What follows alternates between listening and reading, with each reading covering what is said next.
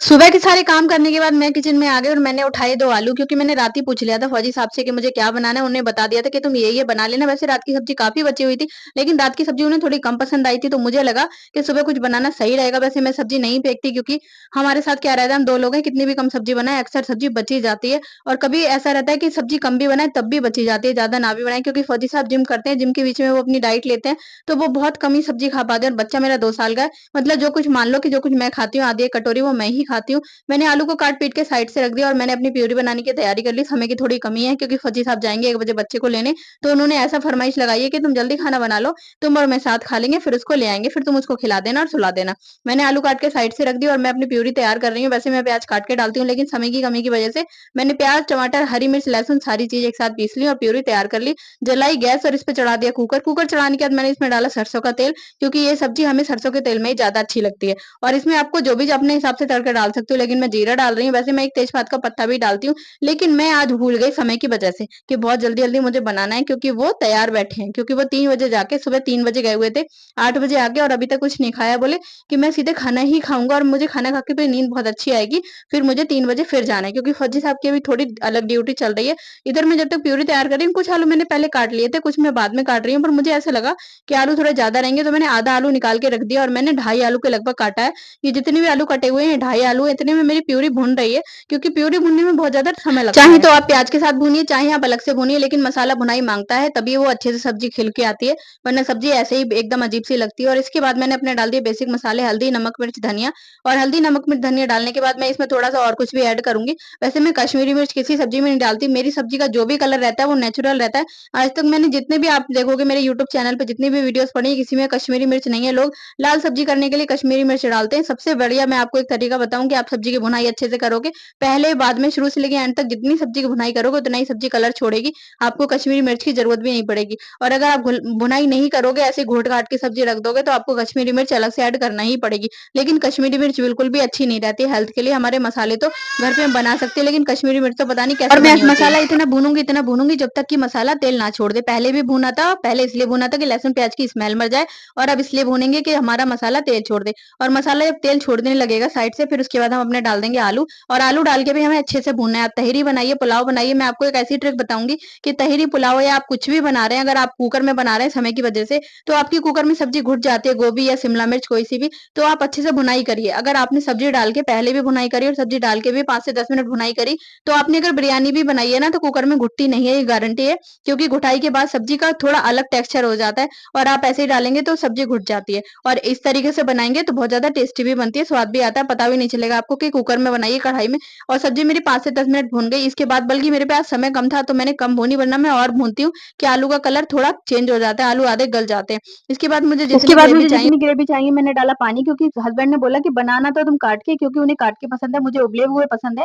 लेकिन जैसे फौजी साहब को पसंद है मैं बनाती हूँ उसी तरीके से हूँ। तीज त्योहार कभी बना लेती हूँ जब लहसुन प्याज़ नहीं पड़ती है, तो उस टाइम पे सब्ज़ी थोड़ी गाढ़ी चाहिए होती है इस वजह से, वरना वो इसी तरीके से खाना पसंद करते हैं, तो मैं भी इसी तरीके से खा लेती हूँ, लेकिन मुझे पसंद बिल्कुल नहीं है। लेकिन हस्बैंड की पसंद के लिए भई सब कुछ करना पड़ता है। उसके बाद मुझे जितनी ग्रेवी चाहिए थी मैंने पानी डाला और उसके बाद थोड़ा-सा डाला कस्तूरी मेथी, क्योंकि मेरे पास हरा धनिया नहीं है। चेन्नई में अच्छी खासी गर्मी है, हरा धनिया अगर मंगा कर भी रखती हूँ तो भी 2 दिन में भी नहीं चलता, 1 दिन में ही भड़क जाता है, खराब हो जाता है। उसके बाद मैंने रोटी भी बनाने की तैयारी कर ली, आटा लगा रही हूँ साइड से। वैसे आटा मेरा हमेशा बच ही जाता है क्योंकि फौजी साहब को सुबह नाश्ता बना के देना पड़ता है। लेकिन आज मेरे पे आटा नहीं बचा था। कभी अगर मैं नाश्ते में नमकीन, जवा, पोहा, पास्ता कुछ बना के देती हूँ फौजी साहब को, लेकिन मैं सब कुछ आटे का ही बनाती हूँ, पोहा, पास्ता, मैगी वगैरह सब आटे उनको का आटा रहता है। बना तो के मैंने साइड से रख दिया, जो कि मैं उनको 2 ही रोटी बनेंगी गेहूँ की, मैंने सोचा थोड़ा शाम को हो जाएगा। और उसके बाद मैंने अपने लिए बना ली रागी की रोटी। रात की थोड़ी सब्जी बची हुई थी, जो कि मैंने सूखी सब्जी बनाई थी। फौजी साहब को थोड़ी कम पसंद आई, इस वजह से बच गई, और कम ज़्यादा कुछ भी बने, लेकिन हम दोनों में सब्जी बच ही जाती है। अगर मैं एक सब्जी भी बनाऊँ बिल्कुल थोड़ी-सी, तब भी बच ही जाती है। क्योंकि फौजी साहब बीच-बीच में रोज़ ही जिम करते हैं, और जिम करके वो अपना प्रोटीन शेक वगैरह कुछ ना कुछ लेते हैं डाइट का, तो उस वजह से खाना बहुत थोड़ा-सा खाते हैं। लेकिन बनाना तो मुझे पूरा ही पड़ता है और अंदाज़ भी नहीं लगता 2 लोगों में कितनी बनाऊँ। फिर मेरा मन किया कि मैंने गेहूँ का आटा तो बनाया है, परात तो गंदी हुई है, ऐसा करती हूँ मैं अपने लिए रागी का बना लूँ। और रागी का आटा मैं उबाल के नहीं बनाती, ऐसे डायरेक्टली मैं मथ के बनाती हूँ, जो कि मेरी मम्मी ने ये तरीका बताया सॉरी। आप भी इस तरीके से बनाना, तो आपको रागी का आटा गर्म पानी में उबाल के नहीं बनाना पड़ेगा। इस तरीके से बहुत ज़्यादा स्वाद बनती है और जो नेचुरल रोटी रोटी का टेस्ट रहता है, सॉरी, वही टेस्ट आता है। तो इस तरीके से मैं करारी-करारी 2 रोटी अपने लिए सेंक ली, 2 रोटी मैंने गेहूँ की फौजी साहब के लिए भी सेंक ली, क्योंकि फौजी साहब खाना खाने के लिए बिल्कुल तैयार हैं। और मैंने उनको फरमाइश पहले ही लगा देती हूँ कि हाथ धो लो, मैं खाना ला रही हूँ, क्योंकि हम लोगों के साथ बहुत कम ऐसा होता है कि हम दोनों साथ खाना खा पाएँ। क्योंकि जब फौजी साहब घर पे रहते हैं तो बाबू भी रहता है, तो पहले मैं बाबू को खिलाती हूँ, फौजी साहब के साथ बाबू खा लेता है और मैं सबसे बाद में खाना खाती हूँ, जब ये दोनों खा पी के निबट जाते हैं। तो उसके बाद मैं कभी भी इनके साथ नहीं खा पाती, लेकिन आज वो बोले कि मैं खाना खा लूँगा, तो मैंने सोचा चलो ठीक है, लगे हाथ तो मैं मुझे भी ऐसा इनके लगा साथ कि लगे हाथ मैं भी खा लूँगी। पता नहीं कितने दिन के बाद मुझे आज इनके साथ खाना खाने का मौका लगेगा, क्योंकि मैं अक्सर ऐसा रहता है कि हम तीनों खाने की कोशिश तो करते हैं, लेकिन खा नहीं पाते। कभी वो परेशान करता है, तो मैं सोचती हूँ चल इन्हें चैन से खा लेने दे। 8 से 10 घंटे की ड्यूटी के बाद बंदा अगर खाना भी चैन से नहीं खाएगा, तो क्या फ़ायदा? ये सब्ज़ी बन गई और एक तरफ सब्ज़ी बन रही है, एक तरफ मैं रोटियाँ सेक रही हूँ, चावल भी मेरे पहले ही बन गए क्योंकि मैंने दोनों चीज़ें दोनों गैस पे चढ़ा रखी थी। इंडक्शन मैंने आज यूज़ नहीं किया क्योंकि इंडक्शन का थोड़ा बटन खराब हो रहा था।